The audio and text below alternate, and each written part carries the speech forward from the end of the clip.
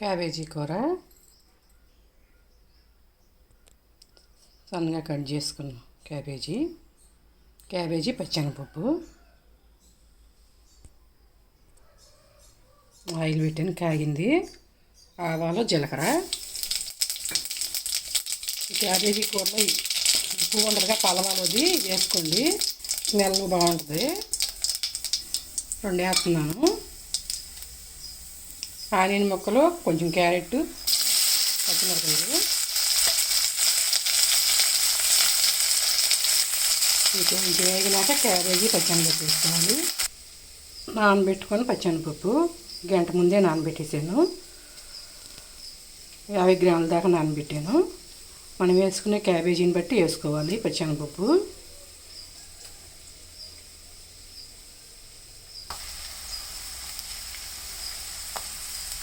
ఇలా వేగుతున్న టైంలో కొంచెం పసుపు,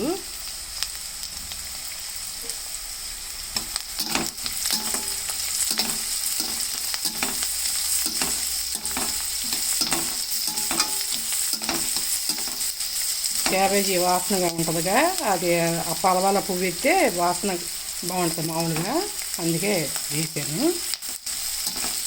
మంచి సువాసన ఉంటుంది.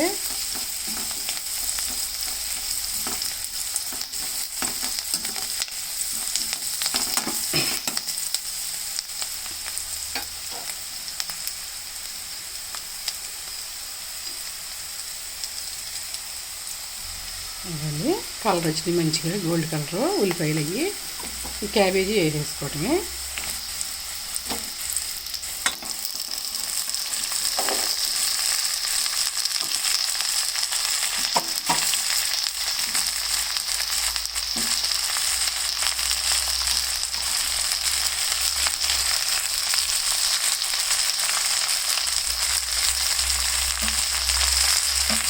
నానబెట్టి పచ్చెనపప్పు కూడా వేసేసుకుంటే మగ్గిపోతాయి.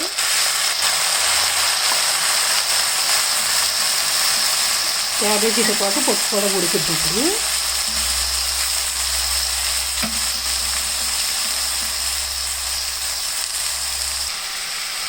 ఎలా ఉన్న టైంలో ఉప్పు వేసేసుకోవడమే.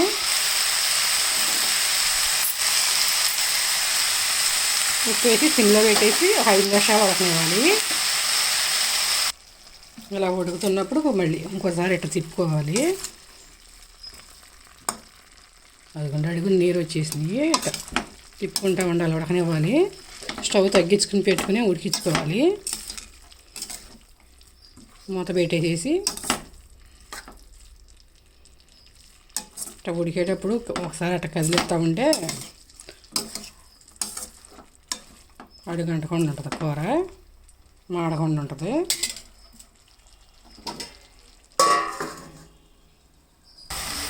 ఇదిగోండి, ఇలా ఉన్న టైంలో అల్లం వెల్లుల్లిపాయ పేస్టు చెంచా దాకా వేసేసుకోవటమే.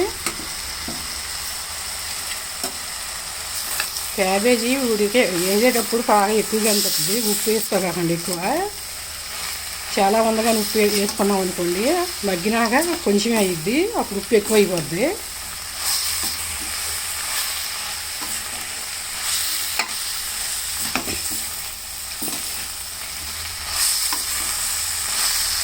మగ్గినాక కొంచెం వద్దుగా వాళ్ళు ఉప్పు కష్టం అయిపోద్ది. కొంచెం చాలా ఉందిలే క్యాబేజీ ఆకని వేసుకుంటే. ఇది మగ్గేసరికి కొంచెమే అయ్యిద్ది కూర.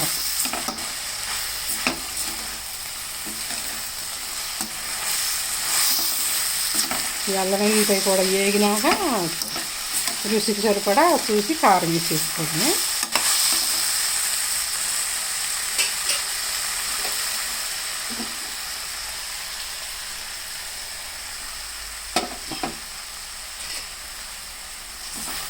కారం వేసుకున్నాక కూడా అట్లా తిప్పుకోవాలి.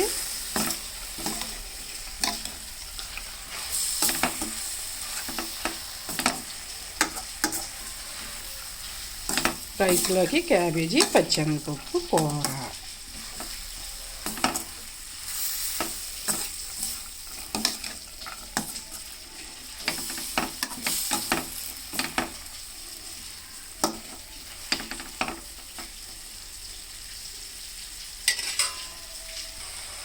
ఇదిగోండి కట్ చేసి పెట్టుకున్న కొత్తిమీర.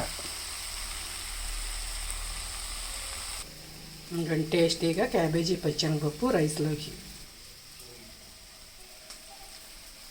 సపోర్ట్ చేసి సబ్స్క్రైబ్ చేసుకోండి.